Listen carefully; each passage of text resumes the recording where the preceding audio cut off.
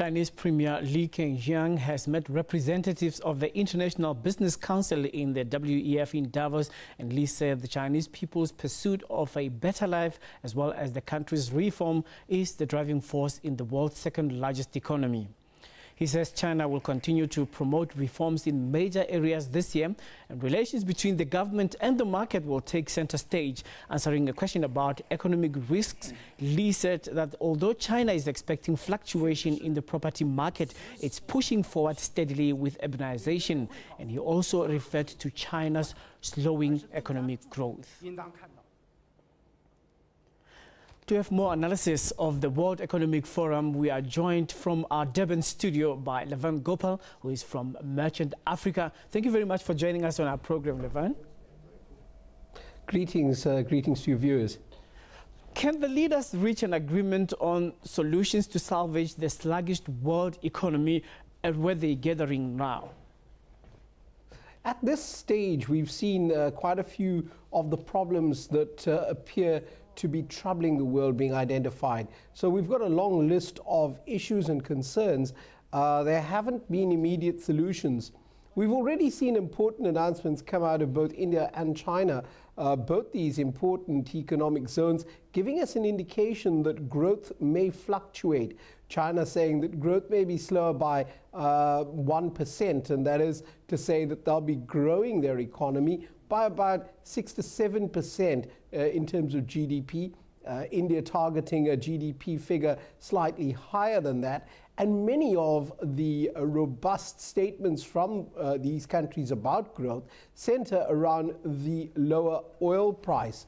What's interesting to note is that there are also many concerns from nations with regards to currency stability, with regards to trade with their neighbors and other outlying countries. So Nigeria, for example, have presented very important concerns with their currency, and they've had to actively enter their currency market. We've also seen Switzerland do a very important announcement over these past few days, which has shaken currency markets globally and made the Swiss franc extremely strong because of the changes at the Swiss National Bank. All of these concerns have come out of the World Economic Forum, and the target is to find something of a workable solution that will make the planet better off.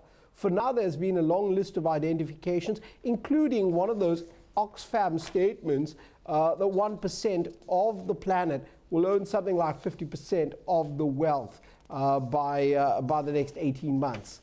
Well, Lavan, with every country having its own economic constraints, how can they prioritize? We have the falling oil prices hampering the oil-producing countries while benefiting developing countries in terms of low petrol prices and food prices. So how do we then draw the balance? Well, it's very interesting that from a South African point of view, there are some positive takeaways at the World Economic Forum in Davos.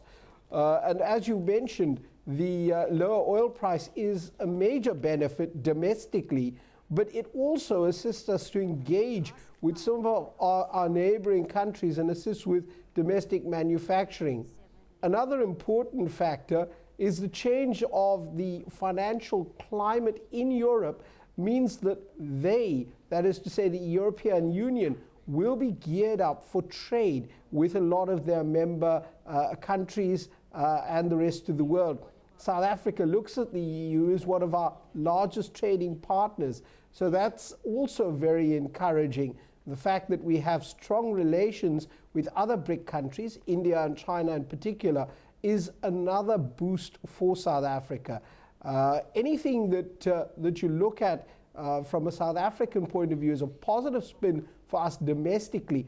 Of course, it does give us an opportunity to learn from successful and developed countries, given some of our problems with Eskom and other management concerns locally. It may assist us in forums like the WEF to get clearer direction of some of the government agencies.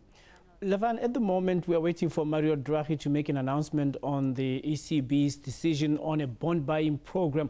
What do you expect this decision to do to the world markets? How is it going to turn discussions around at the WEF, and should the fundamental solutions be out of these talks going forward?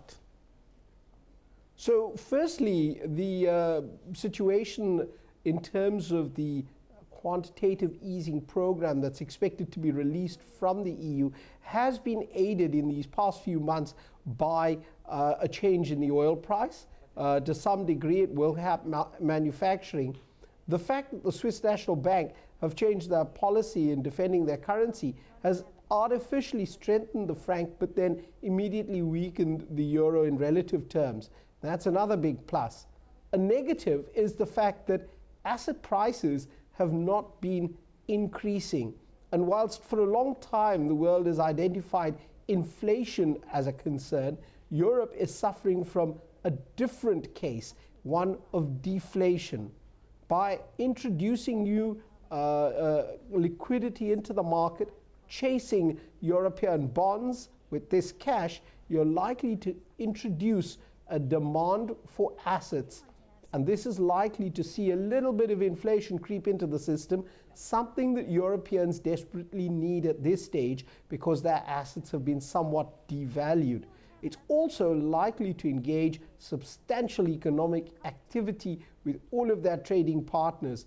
But a huge amount of currency being created means that the euro will be lower as against the US dollar, pound, and other major trading currencies.